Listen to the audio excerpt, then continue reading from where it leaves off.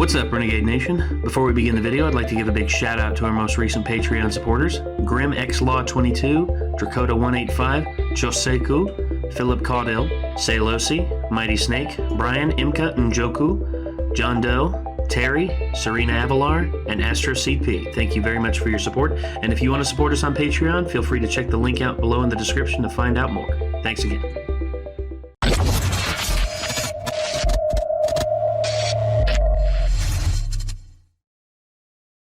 So, the Final Destination films, after the first one was a pretty good success, they decided, hey, you know what? Let's go ahead and do the other ones. And by other ones, they gave us not one, not two, not even three more, but four more. Jesus Christ. These movies, I have a love-hate relationship with them. I love them because of, the deaths and the, this is back before Saw came out, and I sort of just got tired of, like, mindless gore. Yeah. But also, I mean, you don't come to these films for the character development. Uh-uh.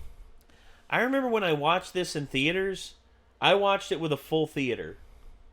And, Jesus Christ. All the ones I watched after they were out on DVD. Really? Yeah. Yeah, I remember watching this with a full theater, and I managed to sneak my way in order to see it. Let's see, 2003. I was 14 or 15 at the time. So that would mean You were 13, 12 or 13? Or just trying to 13 figure or out. 14? I can't remember anything by age. I have to remember by what grade I was in school. So 6, 5, 4, 3. So that would be either my freshman year of high school or the end of 8th grade, I guess. Yeah, I think I was So I only started watching horror movies in middle school. I was a freshman or a sophomore. In like 7th or 8th grade.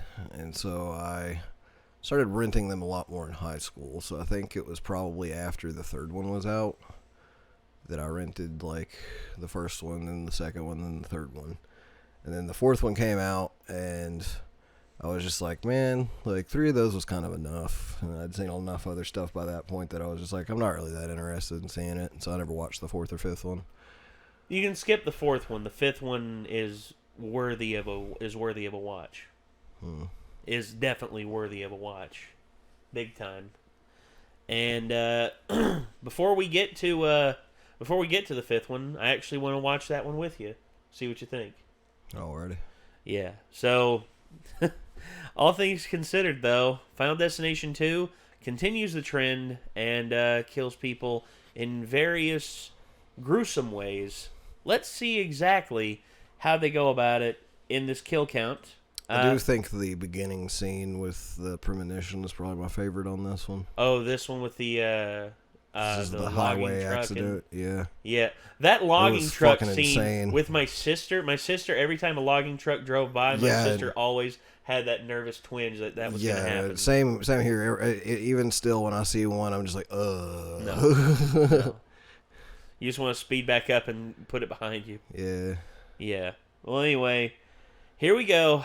This is Final Destination 2 Kill Count by Dead Meat. Let's see what James has got to say.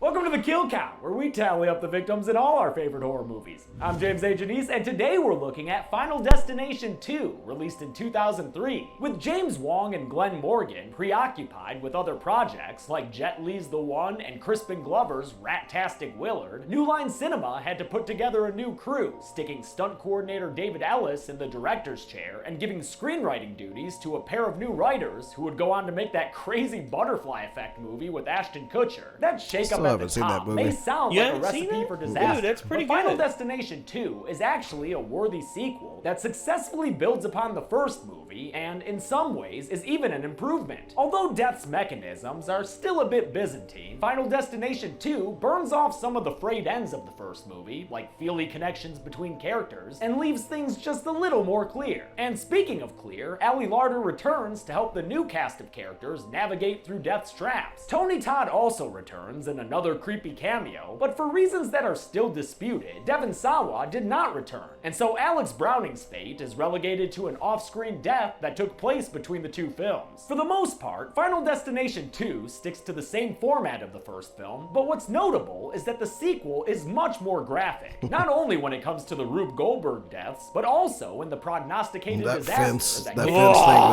the first epic. place. Yeah, The best that thing one about was these fucked. warrior kills is that they were all done using practical effects, and thanks to a special feature on the Blu-ray, I'll get to tell you all about them as they happen. How many people will Death track down and run roughshod over in this movie? Let's find out and get to the kills.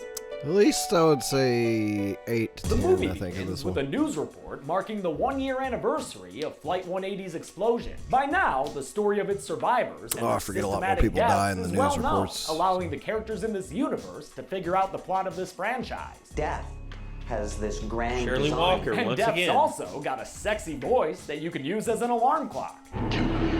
Our sleepy protagonist here, Kimberly Corman, has apparently set her death clock for 108, subtle, just so she can wake up and watch a standard death creepy harbinger. Because in the end, no one can escape death. Thanks, Pixel Pete. Your pixel's looking nice today. The next day, Kimberly is leaving her recently widowered father in New York for a spring break trip to Florida, alongside her good friend Shayna, who is not the best person to have around parents. Can we go get the guys? I'm getting horny. The guys that Wow. Shayna's horny for are Dano and Frankie, two jerks who laugh at a homeless woman when she spills her hard day's work. The kids pull onto a highway named Route 23, which is kind of a geographical goof. The real US 23 doesn't go anywhere near New York, and instead runs from Michigan down to Florida. I would actually take part of US 23 whenever I drove from my home in Metro Detroit to U of M in Ann Arbor. But this fictional Route 23 doesn't have an exit to Washtenaw Ave. Instead, it just has a bus full of high schoolers with a foreboding chant. Yeah, pile up and smoke their butts. Also, if you peep those letter jackets, you'll see that those kids are from Mount Abraham, the same school Alex and the others went to in the original. Spooky! Route 23 also features a bit of Titties! gratuitous nudity, which feels weird coming off the original, since aside from Alex's Penthouse magazine, it wasn't even close to being a booby kind of movie. Rest of the franchise, though, pretty booby. We don't spend as much expository time with Kimberly and co. as we did with Alex and his classmates, but it's long enough to evaluate their acting, and it is not good. Yeah, that's real responsible. Ironic, huh? I've heard AJ Cook is actually pretty good in Criminal Minds, though, so maybe this was just a sort of warm-up role for her. While Kimberly She and wasn't her taking idiot it friends seriously. blatantly ignore their car's idiot lights, we meet the other highway participants who will end up being characters in this movie. Among them are a handsome deputy named Burke, a cop-aversive druggy boy named Rory, a high-strung businesswoman named Kat, who spends the whole movie stress smoking, a motorcycling high school teacher named Eugene, another recent widow named Nora, and her smarmy son Tim, a sup girl pony car driver named Evan, and finally, a pregnant van driver named Isabella. Whew, okay. Oh, yeah, there's also an ominous kid that Kimberly sees smashing toy cars together. It'd be a fucked up god to take down this highway, huh? But I guess in the universe of these movies, there is a fucked up god, since one coffee spill later, all chains and hell break loose. The ensuing disaster is freaking amazing. Cars spin through the air doing whirly bobs, that Eugene dude gets crushed by his own motorcycle, Yeah, a freaking that was garbage brutal. truck crashes into Rory's car and blows it all to pieces? Fuck yeah, dude! This set piece probably looks so amazing because in addition to being a stunt coordinator, director David R. Ellis was also a second unit director. If you didn't know, second unit directors usually direct parts of a movie that don't involve a lot of acting. So that can mean B-roll and establishing shots, or in Ellis's case, major action set pieces. In fact, some of Ellis's second unit directing It's like, includes scenes from he went near Waterworld and Michael The Bay Matrix with that shit. Reloaded, and the Quidditch scene from the first Harry Potter movie. Weirdly, though, in 2013, Ellis was found dead in his hotel bathroom in South Africa. Africa. No cause of death was ever released, but police said that no foul play was suspected. Super bizarre, but in any case, rest in peace, dude. Ellis's magnificent ballet of destruction also kicks a lot of ass because it's almost entirely practical. The biggest use of CGI was for the logs falling off the truck. They tried to use real ones, but those just didn't have the bounce they were looking for. Thankfully, the digital logs they created look amazing and are combined with actual vehicles like Kimberly's flippy red SUV that are being driven by supremely talented stunt drivers. The end result is a large-scale disaster that has a terrifying realness to it. This is a great way to use CG, folks, for little things, like adding actor Michael Landis' face to the dummy in his car, or removing the wires that help drag Eugene's stunt performer down the road. What a phenomenal catastrophe this is. We see all the relevant characters get killed in various crashes and fiery explosions, with Evan the Firebird boy suffering a particularly horrific fate as he burns to death trapped inside his car. Finally, Kimberly and her 3 friends face down their own death in the form of an oncoming semi-truck from hell. Except, well, that car crash was all in her cornea. Yeah, you already knew it wasn't real, and you also already know that Kimberly's gonna get freaked out by seeing the same things happen that she saw in her premonition. She acts fast and blocks the on-ramp so nobody behind her can merge onto the highway of death. Deputy Marshal Thomas Burke approaches her and asks her what's up, and she frantically tells him about the crash that's yet to come, even pointing out the specific log truck that's going to cause it. In no time at all, she's proven right, and the giant crash that we saw in her vision takes place for reals. Later on, we'll hear from a news report the estimated number of casualties from the accident. A record-breaking pileup killed an estimated 18 people. So I'll go ahead and put 15 people on the count right now. Yeah, that's right, I said 15. Why didn't I put 18, like the news report just said there? Well, because that number includes Kimberly's 3 annoying friends, who are still in their SUV when it's hit by an out-of-control 8-wheeler. Kimberly only survives thanks to Deputy Burke's intervention, who gets her away before she's taken out alongside another flaming hunk of metal being dragged down the road. At the police station, Kimberly tells Burke and the other survivors about her vision and says that it sounds mighty similar to what happened with the Flight 180 survivors 1 year ago that day. My premonition was just like his. Most of the survivors are already familiar with the story, but for Nora, who isn't, we have a god of war present to explain the god of death. That's right. T.C. Carson voiced the original, voiced Kratos originally. I forgot about that. Hunting each one down until they were all dead. Thanks, Kratos. The survivors return to their daily lives, which for Firebird bro Evan Lewis means spending a buttload of money since he recently won the lottery. Maybe spend some of that on a cleaning service for your apartment, brah. And a subscription to Sunbasket so you don't gotta be eating that alleyway spaghetti, you dig? Evan is played by David Patecow, last seen on the kill count in AVP Requiem, getting his face melted off by Xenomorph blood. The only additional character trait he gives us here is shirtlessness, making him an easy mark for this movie's first elaborate kill, which you know is coming as soon as death blows its mysterious sweet nothings all around Evan's apartment. Disaster begins when his gaudy new ring goes down the drain and his hand gets caught because of the gaudy new watch he's wearing. Before you know it, there's a gaudy new grease fire going in his kitchen, all while his answering machine fills with comically ironic messages about his recent lotto win. Call me when you get in, you lucky fuck. He actually manages to escape the drain, and even though Death tries to shut him inside his apartment, he breaks out a window and uses his fire escape to, you know, escape the fire. And that's what they're there for. But his earlier waste of food ends up knocking him to the ground, and Death finally catches up to him when a ladder falls down through his eye. For this kill, special effects makeup artist Bill Terazakis, who actually got his start as an assistant working on Jason Takes Manhattan, combined 2 separate shots. One of actor David Patecow reacting to the death, and another of the latter going through a dummy head filled with all sorts of disgusting stuff like raw ground beef and olive oil. The effect looks a tiny bit weird, but it's still a kill that's plenty memorable. Evan's death winds up on the news that night, which all the other survivors just so happen to be watching. Some with wine, others with less relaxing psychoactives. And the report gets all of them pretty worried, like camera pushing worried. It doesn't keep Tim from reading Stephen King novels before bed though. Tim is a weird fucking character to me, man. He's written and acted like an adolescent or younger, even though actor James Kirk is very obviously at least of driving age. Now, why is this kid being tucked in at night by his mom when he looks like he'd be the bully in a Disney Channel show? Meanwhile, Kimbrough not wrong. Flight 180 survivors and discovers that Clear Rivers voluntarily checked Or herself like into a Malcolm's psychiatric older brother. facility called the Stony Brook Yeah. Institute. A And little if bit Stony like Brook Reese. looks familiar, Same haircut. it's because the building is the same one used for the psych ward that Laurie Strode was in at the beginning of Halloween Resurrection. You know, when they had Michael Killer. Thank God that movie's been retconned away. Kimberly uses her 2003 web browsing skills to get some MapQuest directions to Stony Brook, then goes there and agrees to hand over anything on her person that might even so much as suggest danger. Is she dangerous or something? No, honey, she expects you are. Clear lives in a padded room that, still has plenty of dangerous stuff on the walls right there, you silly. And she tells Kimberly that since somebody else intervened and saved her life, congrats. She's now last on death's list. But don't worry. Once the others are dead, it'll come back for you. Kimberly asks for help that Clear refuses to give, and she restricts her assistance to simply telling Kimberly what's gonna happen to everyone she saved. But Kim points out something cloudy in Clear's theory. In Kimberly's premonition, her shitty friends died last, while in real life, they died first.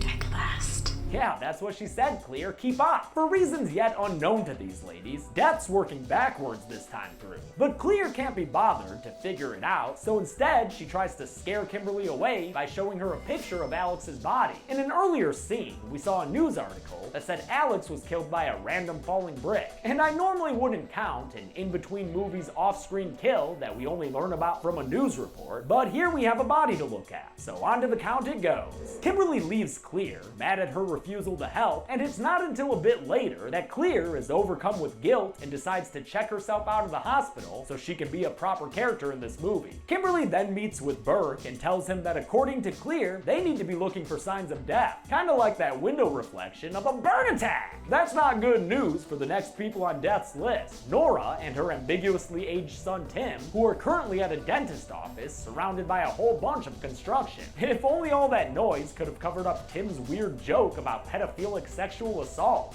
If he gives me the gas and I wake up with my pants unbuttoned, we ain't paying. What the fuck was that line? A child shouldn't be making jokes like that. Does your mom know you've been smoking? What? And he smokes too? Tim, man, how old are you? While Timmy gets his tooth drilled, a bunch of dangerous stuff begins to happen involving water leaks, electricity, and the pigeons that were foretold in Kimberly's vision, which begin to crash into and occasionally through the dentist office windows. Tim is nearly suffocated by an overdose of laughing gas and a weird little mobile that may or may not be age appropriate for his visit.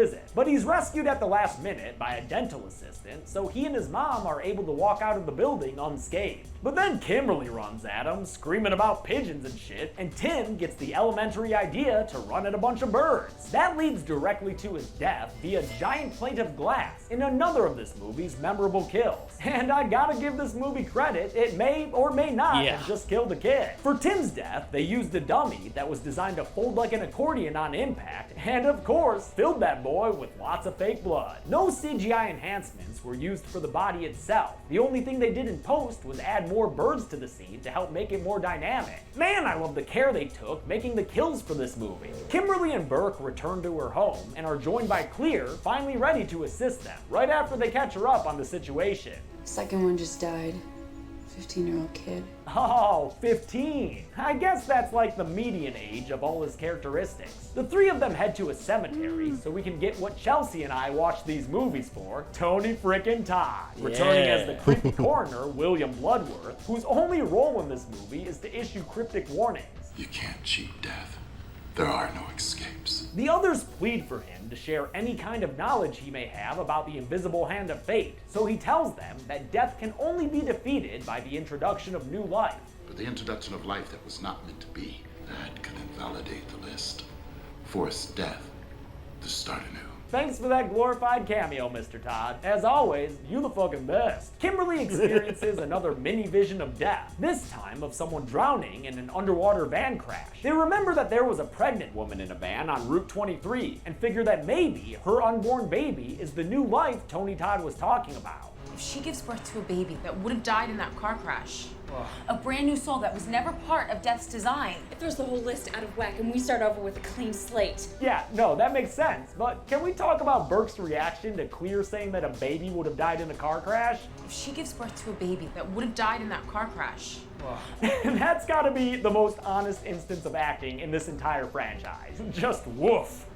I love it. Burke uses his cop connections to find the pregnant woman's van's license plate, and he has his cop buddies pull her over on false charges of a stolen vehicle so she can be in pocket. Great plan to keep her safe, Burke, but probably not the best way to help police relations in that community. The rest of the survivors meet so Clear and Kimberly can tell them what's what, and it's during these scenes that I got annoyed with the way a few of these characters were written. Take high school teacher Eugene, for instance. T.C. Carson does a great job with what he's given, but the character goes from disbelief to buying into the theory right back to utter dismissal again, all within like an hour. It's annoyingly inconsistent. Even worse is Stoner Rory. Again, Jonathan Cherry gives a solid performance and is sometimes pretty funny, but there's a scene in an elevator that shows Rory is a total asshole to random strangers, sticking his shoe with dog shit in another guy's face and then antagonizing the guy further by trying to rub him with a licked thumb. I don't want to root for that guy, he sucks. I wish the characters in this movie were written just a little bit better, but honestly, we just gotta enjoy what we have now, because things are about to get a whole lot worse in the next two movies.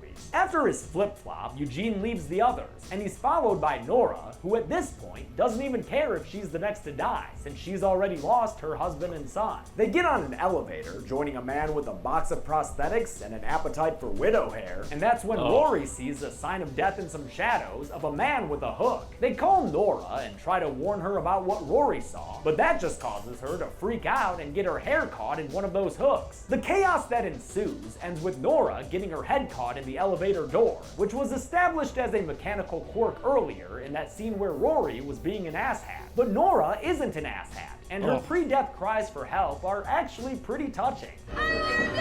Death don't care what Nora wants, and she's killed when the elevator persists in being an elevator and cuts her head off between floors. For this death, they combined a shot of the elevator with one of a stunt woman wearing a green hood, resulting in a headless body that they then enhanced with some digital blood. Eugene is left inside the elevator with Nora's decapitated head, and that freaks him out so much that he runs back to the others and pulls a gun on Burke. That escalated quickly. Then he goes ahead and turns the gun around on himself, yelling at Death that he's the only one in charge of his life. But when he pulls the trigger, he gets an empty clip, and although he tries to shoot himself 6 times, none of the shots go off, even though the gun is fully loaded. Looks like these motherfuckers gonna die in the order Death wants them to, and there ain't about to be no line skipping. Their only hope to escape Death's plan is for Isabella's baby to be born, so it's a good thing her water breaks while she's waiting inside that jail cell. Yeah, you better get those keys, dude. It's baby time. It's baby time. On their way to the hospital to make sure Isabella has her baby, the remaining survivors discover that they've all cheated Death before. Eugene was almost the victim of a fatal school stabbing, Burke narrowly avoided a shootout that killed his partner, and that businesswoman Kat avoided a lethal gas leak at a business conference she was supposed to be at. And why wasn't she there? The bus I was on splattered some girl all over the road. Yo, hold the fucking phone. A girl splattering bus? I think I know just the bus you're talking about, lady. Bam! So if Terry had died on Flight 180 like she was supposed to, I like the cool callbacks and references they did in the sequel, actually. It turns out that Eugene missed the stabbing because he was transferred to another school to replace Valerie Luton, who was also supposed to have died at a different time. Burke avoided that shootout because he was busy scraping up Billy's headless body, and Rory adds that he avoided a major building collapse in France when he got distracted at a Parisian cafe by Carter getting killed by that falling sign. All that leaves is Kimberly, who says she would have been killed in the mugging that took her mom's life had she not been distracted by a news report talking about Todd's apparent suicide. When we got off Flight 180, it didn't just change our lives. If you had never gotten off the plane, we wouldn't be alive in the first place. This extra layer of complexity is apparently the reason Death is working backwards this time, since it's trying to tie up all the loose ends left by Alex Browning's pre-flight premonition. It's maybe a little overcomplicated, but I think it's a fun way to link it back to the first movie. The SUV of survivors experiences a sudden cool tire idea, actually. blowout that spins them out into a crash into a bunch of PVC pipes stacked up at a farm. No one is killed immediately in the crash, crash, but it does leave Kat pinned to her seat by a log and Eugene in even worse condition, barely able to breathe thanks to some holes in his torso. A farm boy named Brian tries to help Kat out of the car, but to no avail, and she's forced to just sit there and wait while Eugene is put inside an ambulance to be taken to the hospital. Oh, watch it now, Brian. Wouldn't want to get crushed by that news van arriving hot on the scene. Good intervention there, Rory. Rescue workers try to free Kat from her driver's side circumstances, and when she asks them to keep it down a bit, they respond with some snark. I'll just put it on quiet mode. That would be good. Quiet mode or murder mode, mofo? Because from where I'm standing, I think you just killed Kat, brah. That's like the opposite of what you were trying to do. This relatively simple kill was done using both a dummy made in the likeness of actor Keegan Connor Tracy and a prosthetic forehead on her real head. It was also co-screenwriter Eric Bress's favorite kill. The more you know. Kat's ever-present cigarette falls from her hand and rolls into a trail of gasoline that had leaked out from that news van after it got punctured by a rock. When the fire catches up to the gas tank, it explodes, sending a barbed wire fence through the air and through Rory, cutting him all to pieces. That was sick and looking. Another effect that was shockingly done without CGI. A couple of separate body pieces were constructed and pulled apart in front of a green screen, with the only digital effects being some of the blood and guts that they added. Sure, Rory kinda looks like a couple of kids inside a trench coat before he dies, but I still love the ingenuity they used to make this kill happen. Kimberly, Clear, and Burke continue on to the hospital to make sure Isabella has that baby. On the way there, Kimberly has a vision that she interprets to mean a doctor named Kalarjan is going to strangle Isabella to death? Okay, that's weird. A doctor wouldn't just strangle someone to death. And besides, why would death work through a person when it can just close vents and detach medical equipment like it's doing to Eugene in the very same hospital a few rooms over? When the main trio finally gets there, Clear goes looking for Eugene while Kimberly and Burke try to intercept that Kalarjan doctor so she won't kill Isabella, which again is a crazy thing to suspect, especially since Isabella ends up delivering the baby just fine. It's a boy. A what? It's a boy! Sorry, I'm just fucking around at this point. Death releases its grip on Eugene while Kimberly and Burke celebrate. Everything's good now, right? Oh, wait a minute, we've got another ticket to the AMC Eyeball Theater, where Kimberly discovers that Isabella was never meant to die in that pileup in the first place. That means that her baby was always going to be born, and with no new life to upset Death's list, we're still moving down that motherfucker. Thus, we get a big old hospital explosion caused by oxygen and sparks that kills Eugene and Clear at the same time. Yeah, man, they just blew up Clear Rivers. And although Clear wasn't able to escape death, at least Ellie Larder was able to escape this series before it went to total shit. Kimberly realizes that those visions she had with the van crash and the Kalarjan stuff were actually visions involving her, so maybe it'll be her new life that finally puts an end to Death's list. She hops into an ambulance and drives it straight into a lake, fulfilling that vision she had mistaken as being for Isabella. Burke jumps in to save her, and as he bangs on the ambulance window, Kimberly closes her eyes and has flashbacks to all the shitty characters she watched come and go in this movie. When she comes to, she lives out her vision of Dr. Kalarjan attending to her with a flatline on the heart rate monitor. But Kalarjan wasn't killing her, she was bringing her back to life. Kimberly technically died for a minute there, and after being resuscitated, she technically has a new life. Meaning Death technically has to call it quits. At least that's their sunny understanding of the situation. And that's worth celebrating, which Kimberly and Burke do with her dad, that Brian kid, and his parents a few months later. During the meal, they hear about how Brian was almost hit by a news van before Rory intervened and saved his life. Uh-oh, does that mean...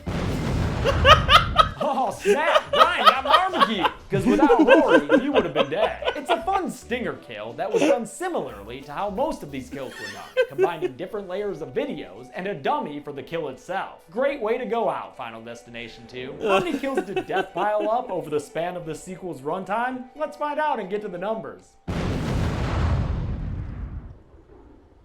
James?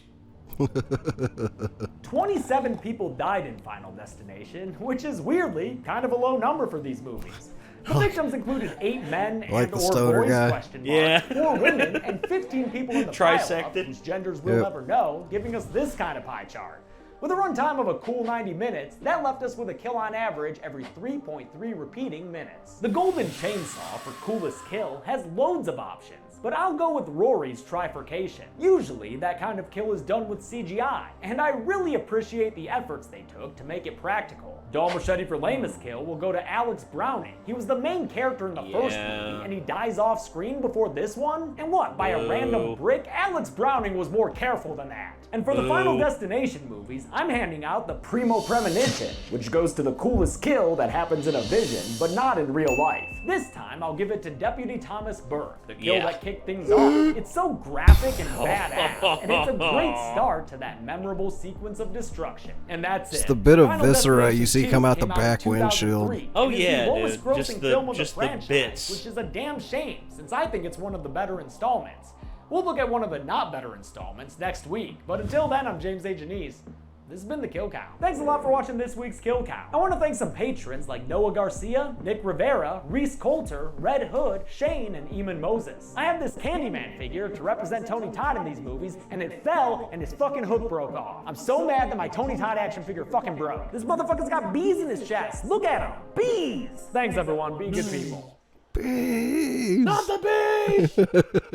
I guess that's why Tony Todd and Nicolas Cage will never work together again. Not the bees! Good lord, man. Yeah, that's pretty cool. I didn't know all the practical effects stuff they did in that. So it gives me even more respect for that one. Oh, yeah. I think that hands down, like, nails it as my favorite of the series. 2? Yeah. Yeah, I thought 1 was pretty good. I thought 2 was a little bit better. I thought 3 was a little bit of a downgrade. 4 was a nightmare. And 5, dude, I stand by it. To me, 5 is my favorite. Fair enough. And when you watch it, you'll understand it. And I hope you'll understand. I mean, I'm not going to say it's going to like 100% change your mind, but hopefully when you watch it, you'll be as drawn, as taken aback by it as I was. But yeah, the Final Destination films, there's actually been talk that they're thinking about bringing them back. I don't think it would work as well right now. I mean, in my opinion, there's already too many of them. I really don't think that a horror franchise should honestly try too hard to go past a trilogy. Like, 4 is like pushing it if you're doing a really good job, but like, when has that happened? In terms of horror movies, not very many. Not very many at all. Although the odd, so I would say the odd sequel out that is really good. There was at least like, you know, a good Halloween movie or two after the third one, which was not really like one that you could count. So maybe you could say past 3 there was okay, but well, the only one I could really count that was good past Halloween that featured Michael Myers was H2O. Was Halloween 20 years later, which was part 7. And then, of course, after that, it fell right back into disrepair. And then now we have the Halloween 2018, which a lot of people say is a lot better. Yeah. And goes back to the classic feel of the horror film. It's like, I'm trying to think of all my favorite ones that have a lot of entries, and at the very least, Saw did have a very, very good 6th entry. But they had 2 duds in between the third one and that one. Yeah. And then the ending was okay. It at least tied up everything that they had been doing. And then they fucking made another one that I still refuse to watch because stop.